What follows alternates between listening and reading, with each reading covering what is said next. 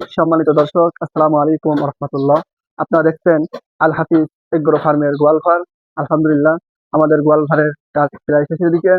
আমরা গোয়ালঘর এমন ভাবে করছি, একটু আধুনিক করার চেষ্টা করছি, যেন আমাদের ভিডিও দেখে অন্য উদ্যোক্তাদের উপকারে আসে। আমাদের এই সাইটের কাজ আলহামদুলিল্লাহ শেষ হয়ে গেছে। আপনারা দেখতে পাচ্ছেন আমাদের এই সাইটের কাজ শেষ হয়ে গেছে, কিন্তু আমরা এই সাইটের কাজটা এখনো শেষ করতে পারি নাই। শেষ হয়ে যাবে ইনশাল্লাহ খুবই দ্রুত। আমরা এই গোয়াল ঘরে 20টার মতো আমরা গরু রাখতে পারবো ইনশাল্লাহ।